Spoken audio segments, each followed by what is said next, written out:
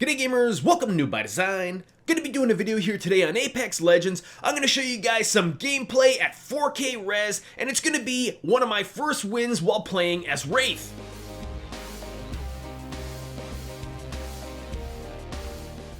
Alright gamers, so while this is going through here, I'm going to go ahead and give you guys a couple tips that may or may not help you. Most of them will be probably fairly obvious to most of you, however, some of them may help you guys out with your gameplay.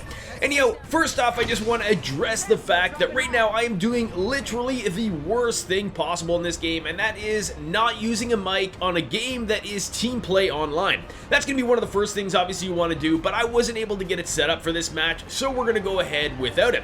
Next thing here is kind of picking and choosing where you end up landing. At the start of the match, obviously that is going to be one of the most important things, and that's kind of when you can decide if you want to go ahead and drop right in with a ton of people around you, or kind of try to get things alone so that you can sort yourself out with some weapons right off the hop. Essentially, all of these matches start the same, more or less, with anybody, and that is just a frantic run around to try to go ahead and pick up as much stuff as you can, hoping to get some kind of weapon right away, with the highlight or the emphasis being on pick up a weapon as soon as you can, because oftentimes you'll run into somebody else, and obviously you will need to get a weapon. Generally speaking, I try to get myself a shotgun, not this one. I try for the Evo 8, just because it is faster shooting, and I find the Peacekeeper, though it does more damage, it takes a long time to load.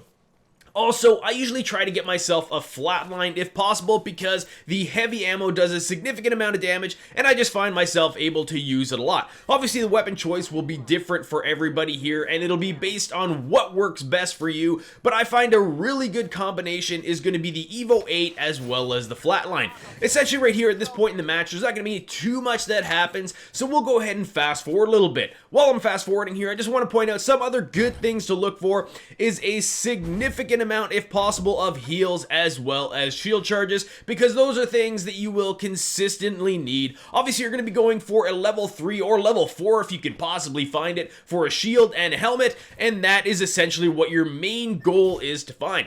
Also, it will help you guys out if you can get at least a grenade of some type, because you can use those obviously to do a lot of damage as well. I should also mention there's a massive advantage that you can have to using a grenade, just based on the fact that when you are taking damage and or needing to recharge your health just a little bit, I find that you can throw them at a group that's kind of charging towards you, and oftentimes they'll just kind of back up. Sometimes they will get super aggressive and pass through it, but generally speaking, I find they make it so that they kind of back up and wait for the grenade to at least explode, which can get your shields charged a little bit.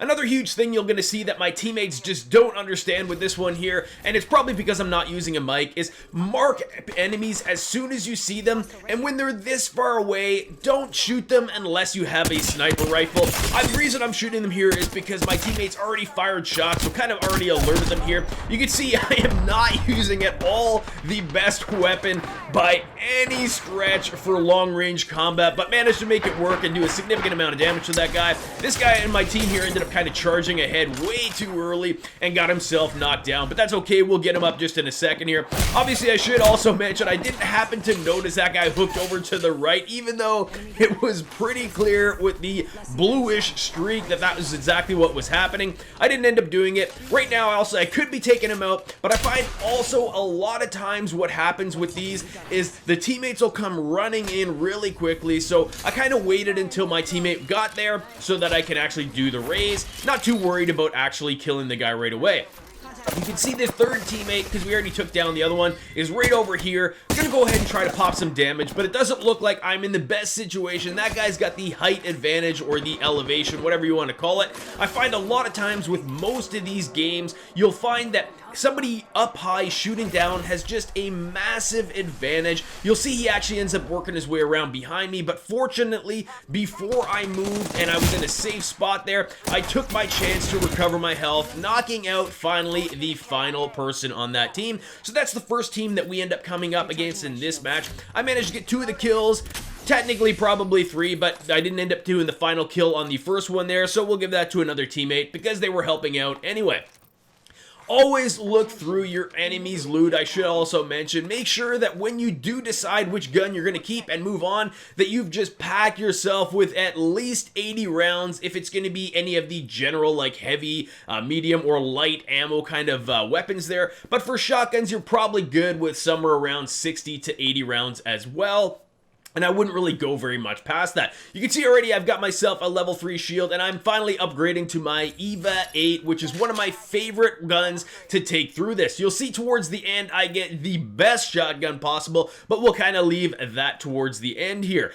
But for the most part, you can go ahead and find yourself an EVA 8 very quickly and not without too much stress during the match. I find a lot of times I like kind of walking around the match anywhere where it's going to be really close range or somebody can come up and surprise me, and sometimes I'll even go if it's kind of like a medium range and I'll still be using the EVA 8, and the reason for that is just because it is super quick to change to your longer range weapon, which in my case is going to be the Flatline, and if you need to do high-end damage really quickly up close, you can't afford to take any time with a delay. We're at a stage right now in the match as well where we don't come across anybody for a little while here, so I'm going to go ahead again and speed up play here just because it doesn't make any sense to show you guys when nothing is really happening, and essentially at this point all we're really doing is trying to upgrade each piece of gear, which is again the same thing that everybody's doing.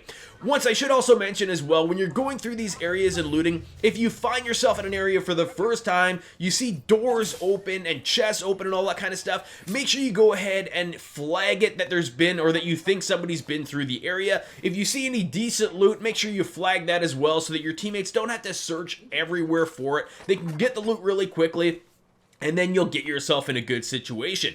If you've already got everything that you want and you don't find yourself needing any other loot, go ahead and make sure that you're scanning the area so that the rest of your team can safely collect loot and upgrade their equipment, because that is truly the best chance that you're going to have to win this game. You're going to rely on your teammates, and making sure they have good equipment is all part of that. The next thing is paying attention to what your teammates are flagging. Obviously you can see somebody's just flagged that there's an enemy over here, so everybody should be going that direction as fast as they can so that it's not just kind of a 1 versus 1 situation, and really you don't actually know if everybody is kind of racing towards you. So if you don't go to help your teammates or go towards that area, you might be forcing your teammate into a 3 versus 1 instead of having everybody go at the same time. Again, also from kind of different directions if possible, because you'll notice how that's a huge advantage. I've got my 2 teammates are on the right over there or towards kind of the northeast, and I'm going over towards the west, which is a huge advantage because the enemy is focused over there, and you can see I end up dropping him or her very, very quickly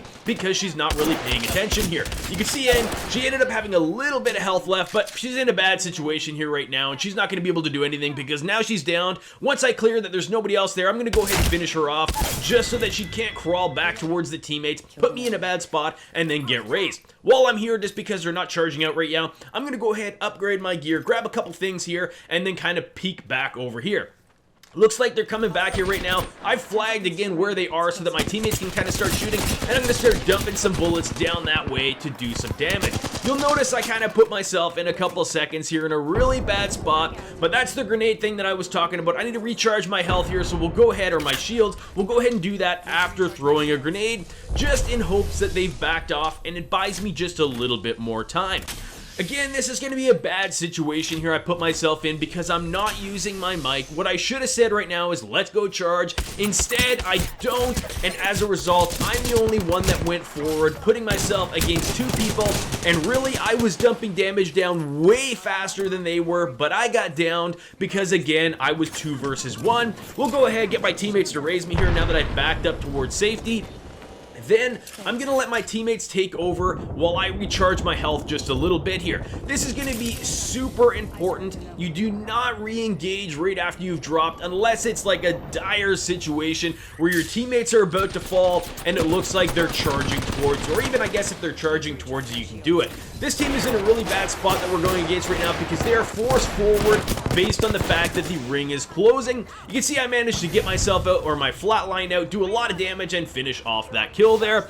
Again, I didn't actually see the second person on the team die. Obviously, I dropped the first one. The second one I didn't actually see go down, although I did know that he was low health. And then the third one popped out and we were able to finish him off here. Again, the first and most important thing you should be doing after all this is happening is either A, looking out for each other while you recharge your shields, or recharging your shields. The good thing with recharging shields and health is that you can actually cancel it if somebody comes through. But again, just make sure that your guys are backed into a position where you can see nobody can sneak up behind us right now because there is a big, huge wall in that direction. And we're going to speed up play just for a little second here just because, again, there's nothing really happening. And I just kind of want to point out that we are at the critical phase in the game where there's only 4 squads left. The ring is really tight and we need to start making ourselves get to a position where we can defend and not be the ones trying to crouch into the position of the ring closure. Once the ring gets down to this small, it is really difficult to sneak into the area, and you'll find that later on because we got to the area very quickly, or kind of one of the first to get to the area. It's a huge advantage because then we can kind of set ourselves up and look all around the area, see everybody kind of trying to come towards us or the area where the ring has shrunken to, versus being the group trying to get there last. This doesn't always work because you'll find that a lot of times there'll be somebody already in that area, and it makes it really difficult to sneak to an area somebody's already at. That said though, try to be the first to get there if it's possible, but go slow, or at least go while you're paying attention so that if there is somebody there, you can pick them off very quickly. You can see my teammates are already kind of working their way towards that ring, and this is again hugely critical. Get there safely and quickly so that when the enemy actually works his way over, you're not the one trying to creep in and they're picking you off from a distance. You can see as well that we are still going through all the loot, trying to upgrade some minor pieces that we can. I've kind of determined at this point as well that we are going to be in a long range situation, so we'll try to, if possible, kind of worked out for me really well there, we'll try to get a longer range scope for our longer range weapon. I'm still keeping myself with the EVA 8 just because the close range is always, in my opinion, just massive. We've marked our area, which is sort of kind of the center, or kind of off to the center, but kind of a high perch area there of where the ring is going to close to next, and that's just based on the fact that we want to again utilize that strategy of getting there first and using that elevation to pick people off as they come towards the area. We're not going to be the only ones likely going towards this area, so it is a good thing to have. Again, flag things that you think your teammates might need. I'm hoping that the lifeline picks that up because I like the ability to actually get those drops here. You can see again, somebody was actually camping in this area here. I probably should have switched to that other guy there, but fortunately my teammate came in the other side while I picked off the first guy.